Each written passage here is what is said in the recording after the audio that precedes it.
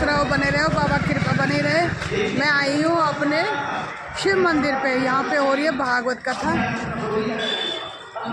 हर हर महादेव। भागवत कथा शुरू हो रही है, श्रीमद् भागवत कथा। आचार्य प्रवीण दीक्षित जी महाराज। जय श्री राधा रानी।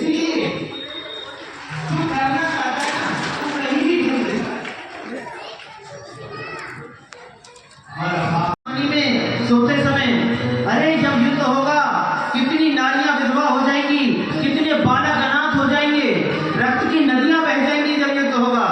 मान जाओ दुर्योधन, मान जाओ, युद्ध को टला दो। केवल 5 गांव ही तो मांगता हूं पांडवों के लिए। बोले मैं नहीं दे सकता। अब महाराज जब ये 5 गांव नहीं दे सकता तो ये मानेगा भी नहीं। भगवान कृष्ण कहने लगे कोई बात नहीं, तुम नहीं मानते तो मैं जाता हूँ। बोले जाते कहाँ हो? मेरी माँ ने तुम्हारे लिए बड़े सुंदर सुंदर 56 भोग बनाए, चल करके पाइए। क्या ग्वालियों के बीच में क्या रूखा सूखा खाना खाते हो, भोजन करते हो? चलो आज तुम्हें 56 भोग खिलाते। बोले दुर्योधन मैं 56 भोग पाने के लिए नहीं आया। बोले क्यों? जब मेरी माँ तुम्हें पवा रही है, मैं पवा रहा हूँ, तो क्यों नहीं पाओगे? बोले देख दुर्योधन, भोजन केवल 2 परिस्थितियों में किया जाता है। एक तो भोजन करने वालों को भूख इतनी ज्यादा लगी हो,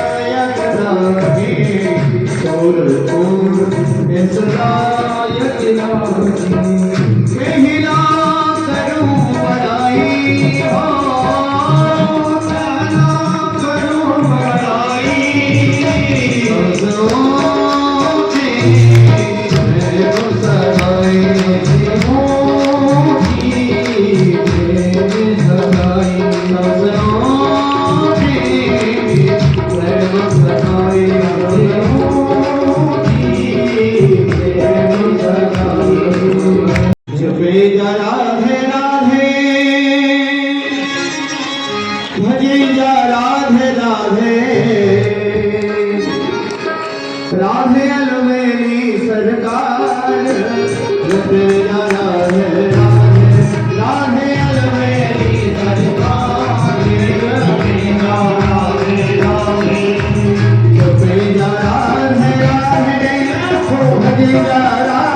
राधे राधे राधे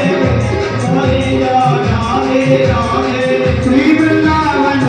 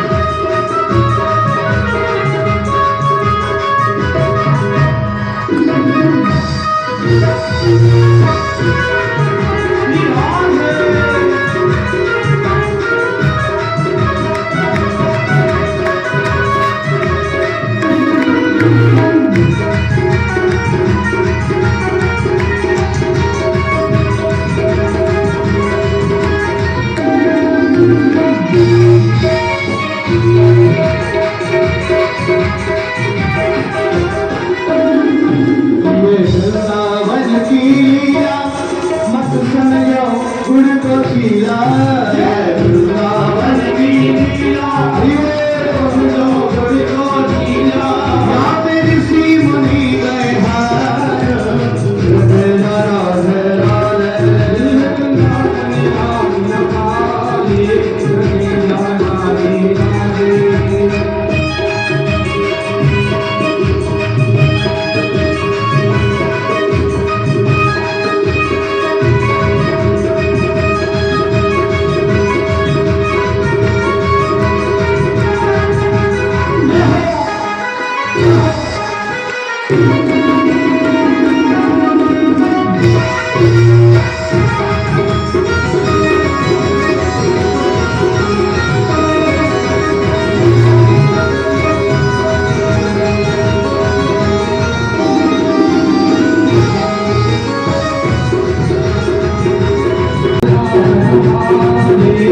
राधे राधे जो राधा नाम न हो जो राधा नाम न हो रसराज विचारो राधा नाम न हो रसराज विचारो अजना हो तो कृष्ण अवतार राधे राधे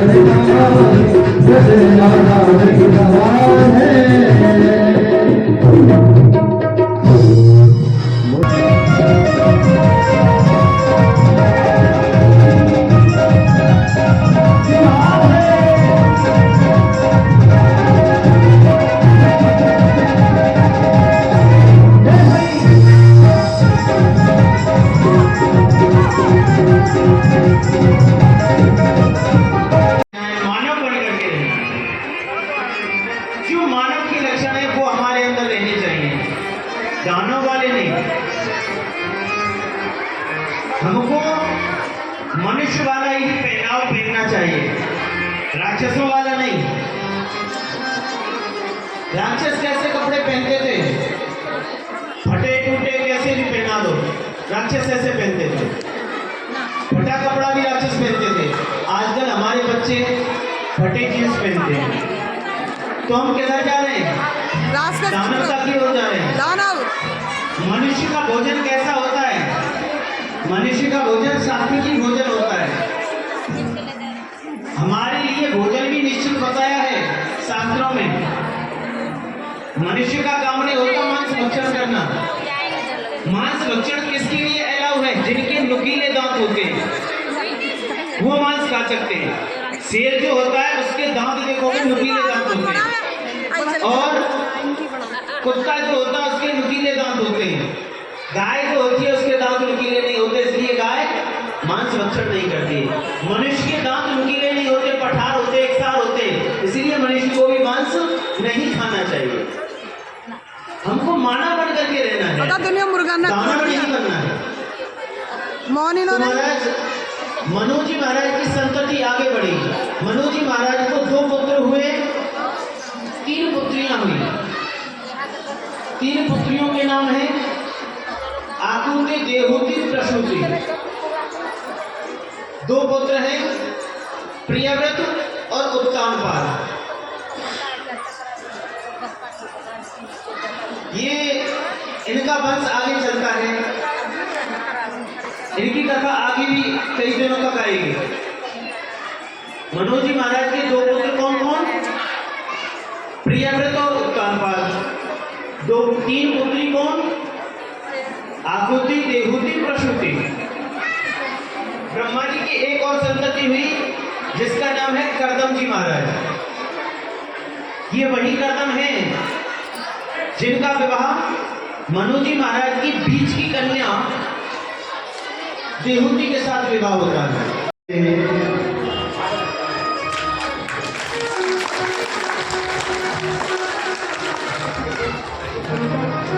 हमारे इस शिव मंदिर के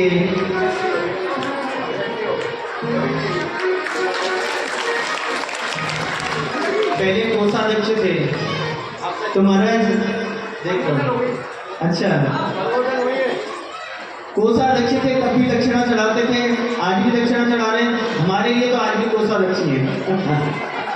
और अब ये सेक्रेटरी है मंदिर के, रवि विधुड़ी जी कोषाध्यक्ष हैं। इस मंदिर को जब मैं पहली बार आया था तब यहाँ पर शायद ये फर्श भी अच्छा नहीं था, सादा फर्श था। मैंने 5-4 साल में बहुत बदलते देखा है। इस दोनों की जोड़ी के रहते हुए पूरी तत्परता से इन्होंने मंदिर में काम किया, पूरी श्रद्धा के साथ काम किया, पूरी ईमानदारी के साथ काम किया। महाराज इनका निज स्वार्थ कभी नहीं रहा। यदि कहीं किसी से कोई कामना भी की ना तो इस महादेव जी के मंदिर के लिए कामना की कि किसी से शादी की एवज में कुछ मंदिर की सहायता राशि ली हो तो केवल मंदिर के लिए, अपने लिए कभी जलिया जूस भी मंदिर से नहीं किया। ऐसा मैंने देखा है। तो हमारे गुप्ता जी ने बहुत अच्छे से सेवा की। अध्यक्ष हमारे मास्टर जी हैं, बहुत अच्छे से मंदिर की सेवा कर रहे हैं। 4 साल में हमने मंदिर को बहुत आगे उन्नति करते हुए देखा है। यही सनातन का प्रतीक है। मंदिर नीचे की ओर नहीं जाने चाहिए। यदि मंदिर की पुताई सही टाइम पर नहीं हो रही, मंदिर में कुछ ना कुछ नया नहीं हो रहा है, इसका मतलब सनातन नीचे जा रहा है। इससे यही पता चलता है। और यदि मंदिर में अच्छे अच्छे कार्यक्रम होते रहते हैं, कभी जागरण हो रहा है, कभी राम कथा हो रही है, कभी शिव पुराण हो रहा है, कभी भागवत जी हो रही है, कभी मंदिर को सुंदर सजाया जा रहा है, कभी पत्थर लगवाया जा रहा है, कभी महादेव को चांदी से सुंदर अलंकृत किया जा रहा है, ये भी इनके रहते हुए हुआ है। उस दास महादेव जी को चांदी से सजाने में इनके सहयोग से इस दास को भी थोड़ी सी सेवा मिली थी, शायद 2 साल पहले। हाँ, तो ये सब सेवाएं यदि ऐसे लोग मंदिर से जुड़े रहेंगे जिनका निज स्वार्थ नहीं हो तो मंदिर जरूर भी उन्नति करता है और हमारा सनातन आगे बढ़ता है। बोलो बांके बिहारी लाल की हर हर महादेव।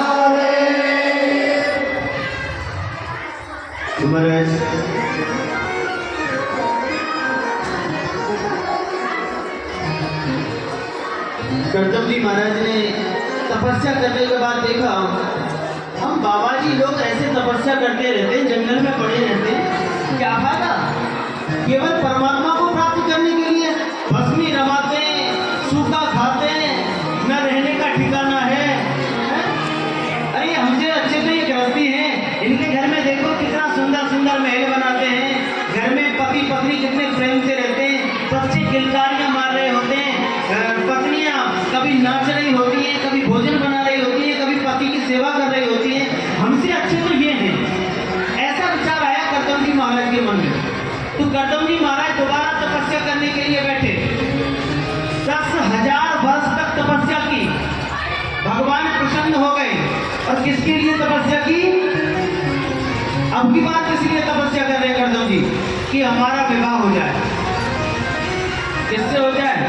किसी सुंदर सी कन्या के साथ हमारा विवाह हो जाए, इसके लिए तपस्या कर रहे हैं। अब देखो 10,000 वर्ष तक किसके लिए तपस्या कर रहा है एक बाबा जी, जिसने पहले कितने समय तक तपस्या किया, कितना बड़ा ज्ञानवान होगा। और तब का फल क्या चाहता है? हमारा ब्याह हो जाए। कोई तो भक्ति के लिए तपस्या करता है, कोई मुक्ति के लिए तपस्या करता है, कोई भगवान को प्राप्त करने के लिए तपस्या करता है। और ये बुढ़ऊ महाराज शादी के लिए तपस्या कर रहे हैं। और उन्हीं करदम जी महाराज को देख के आप भी करते हो। जहां बेटा की शादी में थोड़ी देर हुई, तुरंत पंडित जी को ला के बैठा देते हो घर में, महाराज जी कुछ ऐसा पूजा पाठ करो, बालक हमारा 25 साल को है और रिश्ते आमने तो होते पर लौट जाए। तपस्या भजन करवा देना, हे भगवान। फिर पंडित जी माला भेज दें, हे भगवान कैसे भी आगे लाला का ब्याह हो तो हमें भी अच्छी सी दक्षिणा मिले। तुम्हारे गर्दम जी महाराज ने ऐसी तपस्या की, भगवान प्रसन्न हो गए। भगवान प्रसन्न होकर कहने लगे, बताओ गर्दम क्या चाहिए। गर्दम जी महाराज बोले, महाराज मैंने तो बस ऐसी भजन कर रहा था आपको प्रसन्न करने के लिए। बोले गर्दम ऐसे नहीं, तुम्हारे मन की जो कामना है वो बताइए। बोले नहीं प्रभु मेरी कोई कामना नहीं है। बोले गर्दम हम देखो मन की भी जान लेते हैं, सही बताओ तुमने किस लिए तपस्या की। तो गर्दम जी बोले, महाराज मैंने जब चाहे जैसे भी की, आपका दर्शन जैसे हुआ मेरे मन से सब वो कामनाएं निकल गई, अब मैं केवल आपको चाहता हूँ। बोले गर्दम हम तो तुम्हारी वजह से, ये आगे जो राजा है मनोज जी महाराज, उनसे तुम्हारी उनकी जो बीच वाली कन्या है उसके साथ तुम्हारा रिश्ता फिक्स करके आ गए। अब तो तुमको उनके साथ में विवाह करना ही पड़ेगा। तो गर्दम जी महाराज कहने लगे, महाराज वैसे तो मेरा कोई मन था नहीं विवाह शादी का, परंतु जब आप रिश्ता फिक्स करके आ गए हैं, तय करके आ गए, तो आपकी बात थोड़ी गिराई जाएगी। आप कहते हो तो विवाह कर लूंगा, परंतु मेरी भी एक शर्त होगी। बोले तुम भी बताओ तुम्हारी क्या शर्त है। बोले महाराज जब मेरा विवाह होगा ना, उसके बाद में तुमको मेरा पुत्र बन करके आना पड़ेगा। यदि कोई भगवान का भक्त होता है ना, तो भगवान उसकी हर कामना की पूर्ति करते हैं, उसकी सांसारिक कामनाओं की भी पूर्ति करते हैं। रंग गई देवरिया, रंग गई देवरिया, रंग में रंग गई देवरिया, रंग गई देवरिया, रंग में रंग गई देवरिया। मैं तो श्याम रंग में रंग गई देवरिया, मैं तो श्याम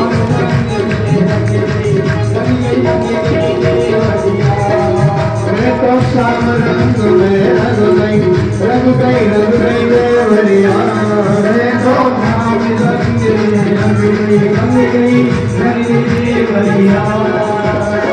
रंग गई देवरिया, रंग में रंग गई देवरिया,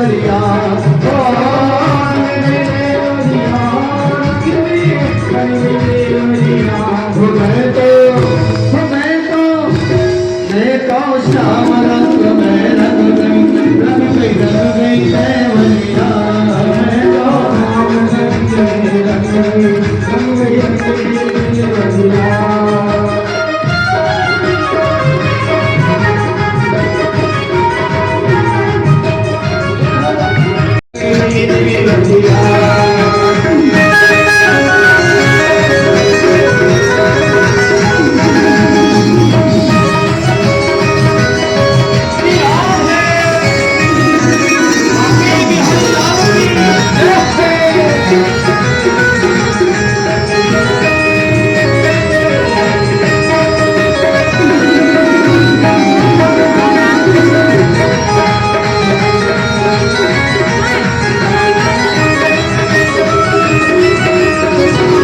यदि दो आरती बनाई है तो एक आरती से ये कथा कमेटी वाले आरती करते रहे, एक आरती से आप आगे बढ़ाते रहे।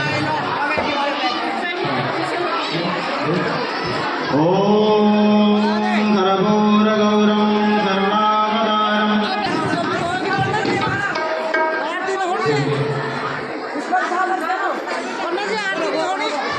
अब आरती हो रही है, सब पूर्ण होगी।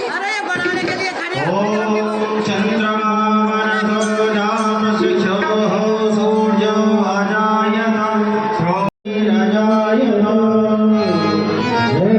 भीड़ है अपने, यदि कोई सोने चांदी का आभूषण पहन के आया है तो अपने को ठीक से कवर कर लेना।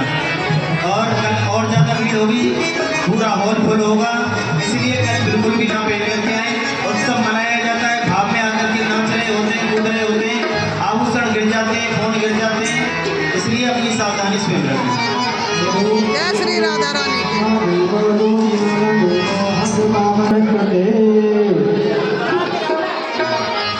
बाकी बिहारी तेरी आरती गाओ, बाकी बिहारी तेरी आरती गाओ, हे नंदलाला तेरी आरती गाओ,